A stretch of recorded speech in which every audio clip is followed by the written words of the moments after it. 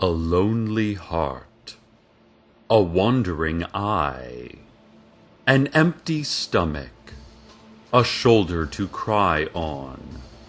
This is what makes us, us. Welcome to Night Vale.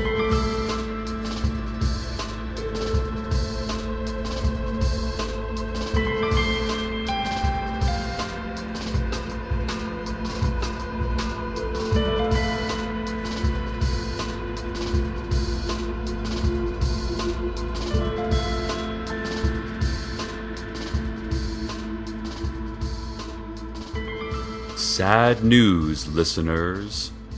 Old woman Josie says that the angels who have been living with her, helping around the house, and ultimately protecting her from all evils, have disappeared. It's hard to say just how sad this news is, for two important reasons. One, angels are not real. And two, we are not allowed to know about their existence or hierarchical structure. Josie called this weekend and spoke to Vithya, our station intern. She said that the angels often leave her for a few hours or days at a time, but they've never been gone for 3 straight weeks. She thinks that they are off fighting an important war for good, but she's worried that maybe she just made them mad, or bored. Angels get bored very easily, Josie said, which is strange because they are eternal and there is a lot of downtime during immortality. Vithya told Josie that angels aren't real and that we cannot know such things about them. But this just made Vithya cry, because if you talk about angels, and you are one who has been secretly chosen by angels for special angelic purposes, you will start crying. Vithya has been sobbing quite a bit this morning, as a matter of fact. I keep asking her, "Are you okay?" But she just says, "Angels aren't real," and then buries her heaving face into her inner elbow and runs off. Dear listeners, it appears the angels, if they are real, and they are not, have left Night Vale. And none of us are allowed to know this.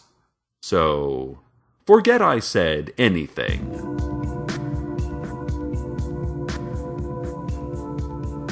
The Night Vale Medical Board wants to know, are you heart healthy? How healthy is your heart? Have you ever checked? Doctors recommend checking your heart at least once a year. Simply separate the skin on your upper chest and break open the ribs. Here's a tip. If you don't have a bone saw handy, just sterilize any old electric saw you might have in your work shed. Right behind your ribs, kind of to the left, is a potato-shaped muscle lump filled with straw and maybe some insects. That's your heart. Pull that out and sew your chest back up. Wash your heart in warm water, pat dry with a paper towel, and roll flat on a floured surface. Brown both sides in a sauté pan and eat immediately. Remember, a healthy heart is a healthy life. This has been Community Health Tips. Ladies and gentlemen, we've been getting reports that several yellow helicopters have been seen hovering above town. We are all aware of the black helicopters, which are world government, and blue helicopters, which are secret police, and the helicopters with detailed murals of diving birds of prey, which are the helicopters that took all the children in Night Vale away a few months ago. We still don't know what those helicopters are, but they did bring all the children back unharmed, and much more well-behaved than before, so they are deemed just as safe as the other helicopters. But these new yellow helicopters, no one quite knows. They tend to hover in packs of 3 or more in fixed locations for several minutes before moving on. The city council has said that the helicopters are our guests, and they should be treated as such, but added that the helicopters, more specifically, are uninvited guests and should be treated with fear, hatred, and uncontrolled panic. If you have any more information on these yellow helicopters, keep it to yourself. There's no question they can hear every move, every sentence you make. Be quiet and stay inside. They already know. Let's go now to sports. After a second straight loss this weekend, Night Vale High School football coach Nazar Al-Mujahid expressed some concern over senior quarterback Michael Sandero's poor play. Last season, the Scorpions won the division title under Sandero's leadership and special powers he had acquired from multiple lightning strikes. One such advantage was the second head he had grown, which helped him see rushing linebackers and get better reads on zone coverage. But in the off-season, Sandero had one of his heads surgically removed, leaving him with only the head that speaks Russian. Angry fans speculate that because Sandero no longer looks like his original self, and because he no longer speaks English nor Spanish, he does not have the same rapport with his teammates. When asked whether or not Sandero was losing the respect of his team, Coach Al-Mujahid said, "Our boys play together. Our boys play good games. We want to..." And here he paused, clearly upset with his star quarterback's decision to get off-season surgery without consulting team trainers. "We want to be good football boys," he concluded. The coach then reached his fingers into his mouth, pulling his tongue slowly out. Slowly, not stopping. He kept pulling his seemingly endless tongue out, staring at the reporters the whole time. After he stretched it to about 2 feet, the last reporter left the room, clearly shaken. The coach remained in his office quietly, and with wide eyes, pulling out his enormous tongue. Larry Leroy, out on the edge of town, says that just this morning he was visited by a man in a tan jacket who carried a deerskin suitcase. Larry said the man approached his farm and asked about how much sunshine he had been getting. I told him, "John Peters, you know the farmer, his imaginary corn crop had been good this summer, and the sun seemed to be doing just fine," Larry said. "Although some days there's no sunrise at all, and on other days the sunrise is extremely loud." Larry added that this was a pretty strange question, asking about how much sunshine he'd been getting, as the sun comes up every day, save those 2 or 3 sunless days last week. Larry said he was a nice enough fellow, though, named Emmett. Larry said he couldn't remember exactly what Everett looked like, nor what his last name was. When asked who Everett was, Larry replied, "The fellow in the tan jacket." When told he just said the man's name was Emmett, Larry replied, "Yes, Ernest. I said that. Don't bog me down, son." Then he slapped the reporter's tape recorder, making the following loud thumping noise.